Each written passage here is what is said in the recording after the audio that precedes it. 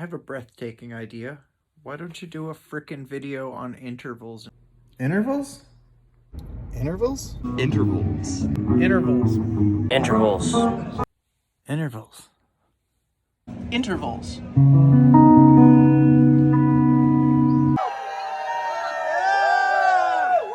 All right, intervals, here we go. Yeah, so an interval is the space between two notes, or the distance between two notes. There are 5 kinds. We have major, minor, diminished, augmented, and perfect intervals. We're gonna take a look at the G major scale. Our notes are G, A, B, C, D, E, F sharp, G. We'll start with the major scale intervals. So from G to A is called a major second. It sounds like that. You can do it on one string, or you can do it on the very next string as well. G to B, major third. G to C, perfect fourth. G to D, perfect fifth. G to E, major sixth. G to F sharp, major seventh. G to G, a perfect octave. Okay, so with intervals, we have a total of 12 notes. Now, those are all diatonic or within the key. I also have notes outside of the key. So, for example, if I went from G to F sharp, which is in the key, and then I went G to F natural, that's called a minor seventh. So it's this far away from your octave of G, or a whole step below that octave G. All right, there's a major sixth. This could be called a minor sixth, or a diminished, or sorry, an augmented fifth. Okay, perfect fifth, a diminished fifth, or a sharp fourth or augmented fourth, perfect fourth, major third, or a diminished fourth. Depends on how it's spelled. For example, from G to C is a fourth. From G to C flat, you won't see that very often, but from G to C flat would be called a diminished fifth, or diminished fourth, rather. So G to B is a major third. G to C flat, if it's written that way, would be called a diminished fourth. All right, if I flat my B note, G to B flat is a minor third. That would be on 2 different strings, or if you did it on the same string, that's what a minor third looks like. And then G to A is a major second. G to A flat is a minor second. And then G to G sharp would be called an augmented unison. G to G flat would be called a diminished unison. G to F sharp is a major seventh. I know that's a lot to digest. There's a total of 7 notes in a key, in a diatonic scale.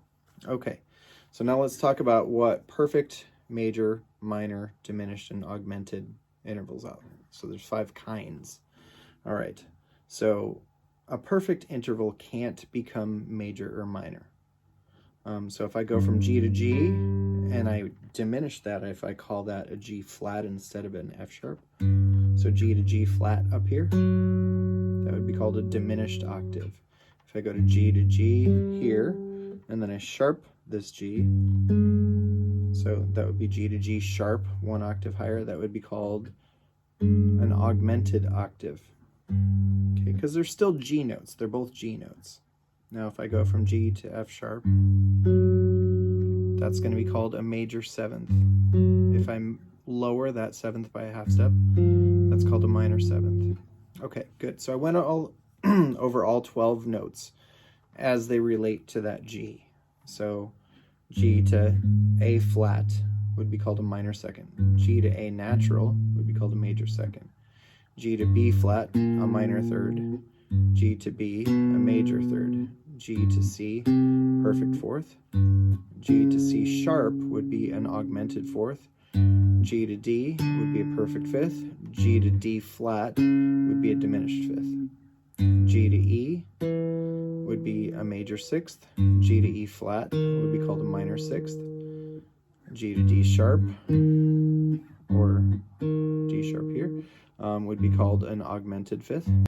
So now let's talk about augmented and diminished intervals.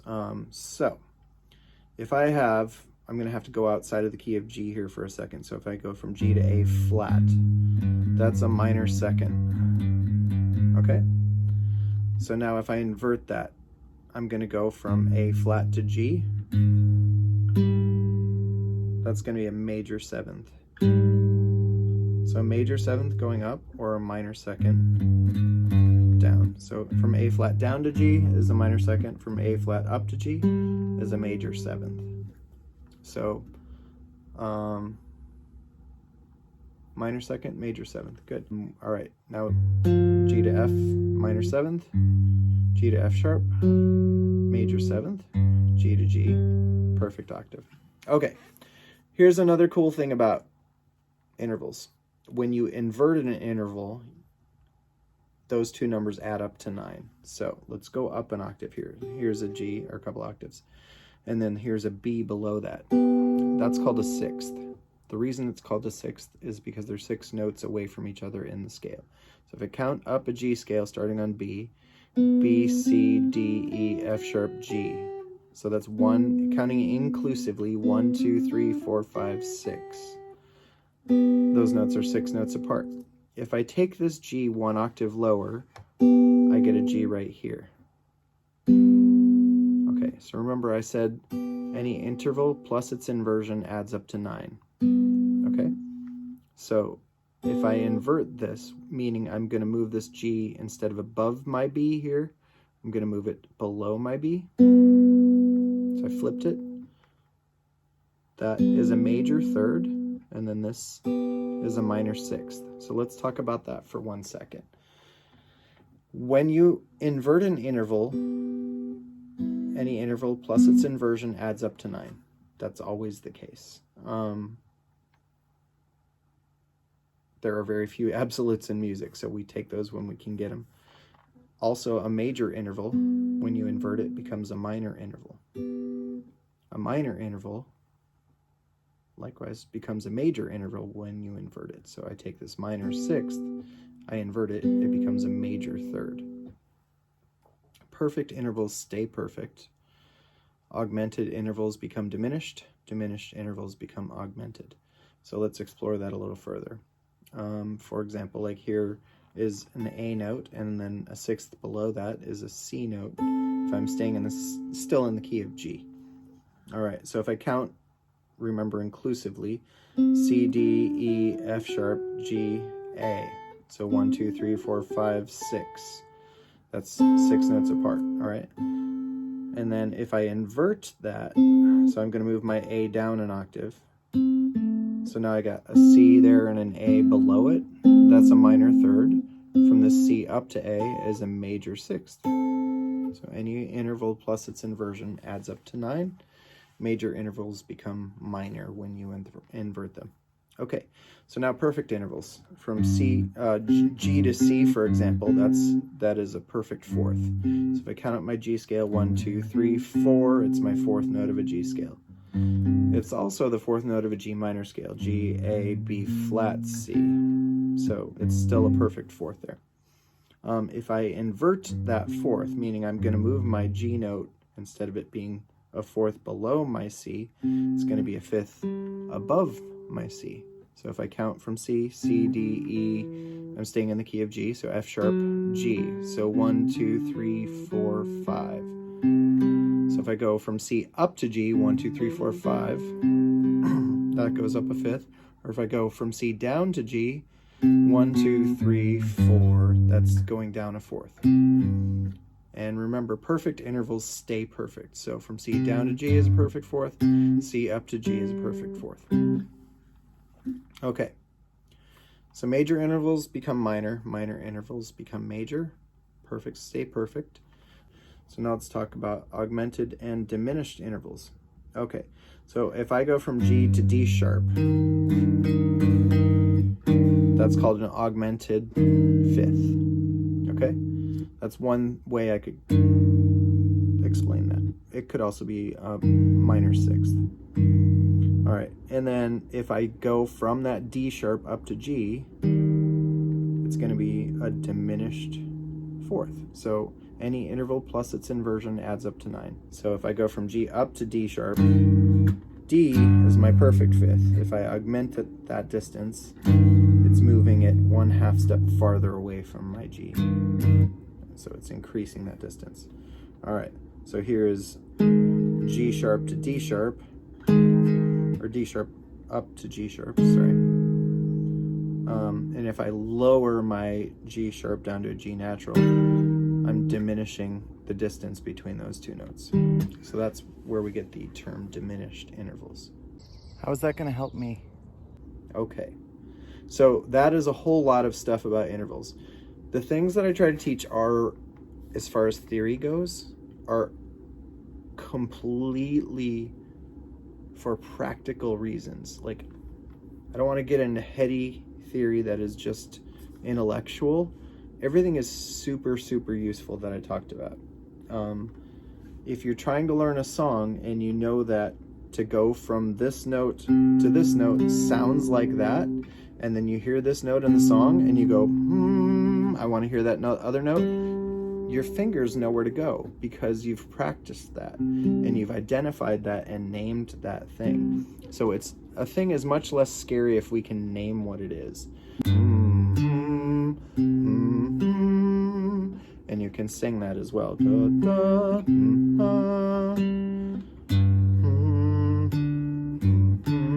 So work on singing those intervals and identifying those intervals. Then when you hear them in songs, if I hear parallel sixths, for example, I know what that sound is because I've heard it enough and I've practiced it enough. So if I go up the key of G in parallel sixths,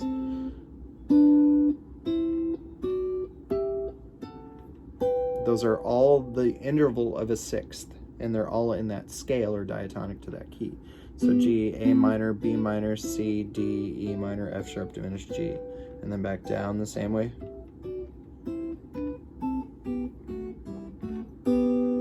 Okay, so major sixth, minor sixth. If I invert those sixths, here we go. Here's a real world example of inversions and how they're useful. There, I had a minor sixth, now I've got a major third.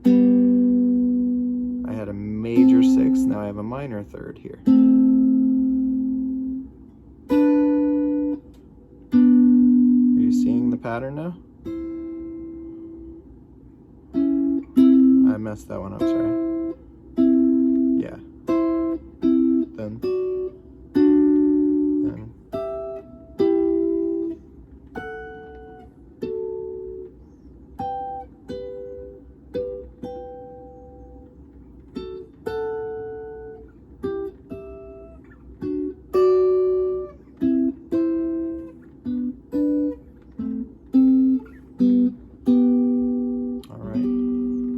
As we're learning these things, we want to start playing them as well. I really think it's important, if you learn a theory thing, to play something and to be able to relate it to something that you've heard before.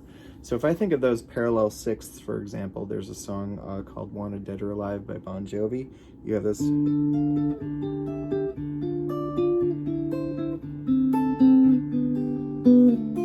That was played on a 12 string, so the other string courses are sounding like this.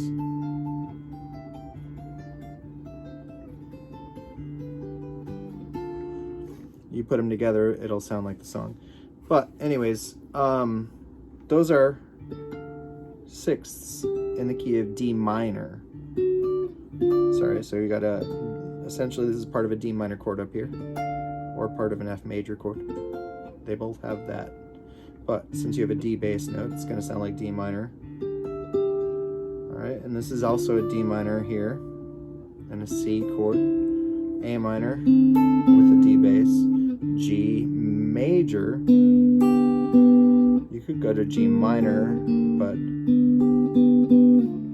So this plays a little bit with D major and D minor, because it actually ends on a pick or D third, which is a D major. Alright, so back to the intervals again. We have parallel sixths going down like that. It's not playing all the ones in that scale, but it could sound cool if I did those as thirds instead. So if I inverted the sixth. So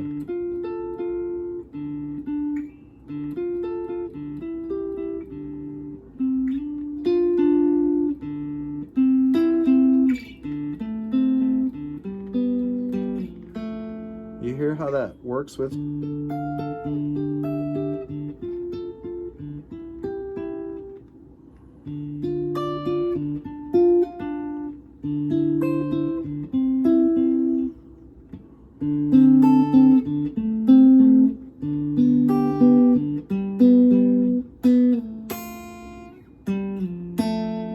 See, those all fit together. They fit perfectly together. So you're taking those intervals and you're inverting those.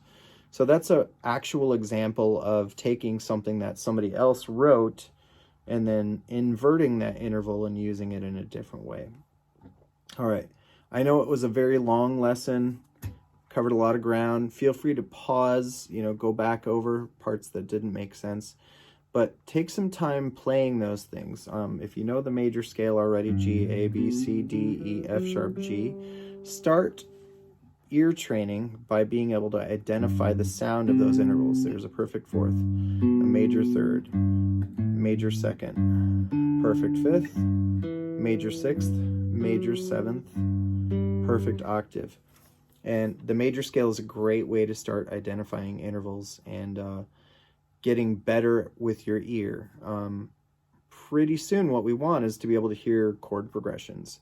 By the way, with intervals, there are melodic intervals, which are parts of melodies, and then there are harmonic intervals, which means they're part of chords or harmony. So when I play a G chord that has this G chord here, or this G chord here, or this, any of those have intervals within it. So this is a major third from G to B. From B to D is a minor third. From D to G is a perfect fourth. From G to B is a major third. And from B up to G here is a major sixth, or minor sixth rather. So I have intervals within that chord. You can hear those. And then when I play this one, I've got a perfect fifth in the bass, a perfect fourth, a major third, a minor third, and a perfect fourth there. From B to D, minor third. Yep. I had to double check my math on that one there. So starting to identify those intervals by sound. And remember, melodic intervals. So let's say you hear a new song on the radio and the melody goes...